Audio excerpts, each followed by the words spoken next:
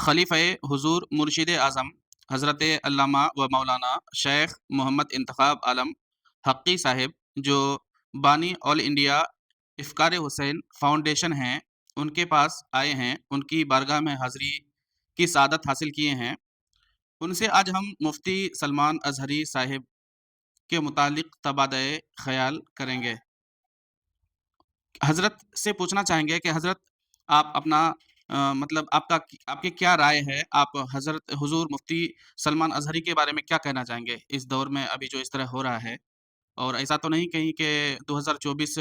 گزر رہا ہے اور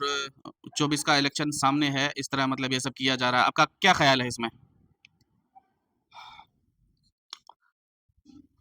السلام علیکم ورحمۃ اللہ وبرکاتہ۔ وعلیکم السلام۔ آپ نے بڑا حساس سوال کیا ہے ہم سے۔ اس وقت بالخصوص اہل اسلام میں، بلکہ بالعموم اہل اسلام میں اور بالخصوص ہندوستانی مسلمانوں میں بڑی بے چینی پائی جا رہی ہے اس تعلق سے، اور مجھ سے بھی کئی لوگوں نے اس سے پہلے بھی رابطہ کیا، اور ابھی آپ نے اسی سوال کو دہرایا۔ جی جی مفتی سلمان اظہری صاحب ہماری جماعت کے، قوم مسلم کے ایک ذمہ دار اور مستند عالم دین ہیں۔ ظاہر ہے کہ ناموس رسالت علیہ الصلاۃ والسلام پر وہ ہمہ وقت بولتے ہیں، اور ایمان کا بھی یہی تقاضا ہے، وہ پہرا دے رہے ہیں۔ میرے کہنے کا مطلب یہ ہے کہ ایک مفتی سلمان اظہری ہی نہیں، بلکہ بیشتر علماء ناموس رسالت پر پہرا دے رہے ہیں۔ وجہ کیا ہے کہ مفتی سلمان جی کو گرفتار کیا گیا۔ اب آپ کے سوال میں ایک بات یہ آ رہی ہے کہ کہیں 2024 کا مسئلہ تو نہیں ہے الیکشن کا۔ میں یہ عرض کروں کہ جو بھی نظریہ ہو گرفتار کرنے والوں کا، جو بھی اس کے پیچھے اس کا پس منظر ہو، جو بھی ارادہ کار فرما ہو، مجھے اس سے بحث نہیں ہے۔ بات یہ ہے کہ اس طرح سے مذہبی افراد کو، مذہبی شخصیات کو اور مذہبی رہنماؤں کو، قائدین کو اگر آپ زود و کوب کریں گے اور ان کو گرفتار کریں گے، ان کو بند کریں گے، تو پھر ایک جذبات ابھرنے کا خطرہ ہے۔ کسی بھی قوم، ہم صرف قوم مسلم کی بات نہیں کرتے، کسی بھی دھرم، کسی بھی مذہب، کسی بھی قوم کے رہبر کے ساتھ اگر اس طرح کا برتاؤ ہوگا،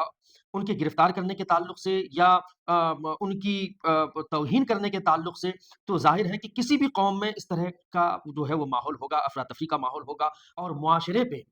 ماحول پہ، ملکی سطح پر بھی اس طرح ڈس بیلنس ہونے کا بھی خطرہ ہو سکتا ہے۔ ظاہر ہے کہ ایک ایک آدمی کو نہیں روکا جا سکتا، نہیں سمجھایا جا سکتا، لہٰذا ہمارا مطالبہ پرزور حکومت سے ہے کہ مذہبی شخصیات سے اگر کہیں پر کوئی ایسی بات ہوتی ہے جو آپ تک پہنچ رہی ہے اور اس کو سمجھا نہیں جا سکتا، یا سمجھ نہیں پا رہے ہیں، یا سمجھنے کی کوشش نہیں کی جا رہی ہے، تو اس کے لیے وقت درکار ہے، وقت لیا جائے اور اس کو باضابطہ ہائی لائٹ کیا جائے کہ مسلمانوں کی طرف سے، ان کے قائدین کی طرف سے اس طرح کی باتیں ہوئی ہیں، لہٰذا وہ اپنی صفائی پیش کریں، آپ موقع فراہم کریں، آپ بتائیں۔ ٹھیک ہے، ہم ایک جمہوری حکومت میں رہ رہے ہیں، یہاں پر ہر شخص کو آزاد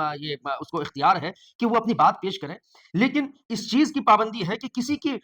کے مذہب کو مجروح نہیں کیا جائے، کسی کی شخصیت کو مجروح نہیں کیا جائے، اور کسی کے وقار کو مجروح نہیں کیا جائے، مذہبی معاملات کو نہ چھاڑا جائے۔ تو اگر اس طرح کا معاملہ ہوگا اور قائدین گرفتار ہوں گے، رہنما گرفتار ہوں گے، اور ان کے خلاف یہ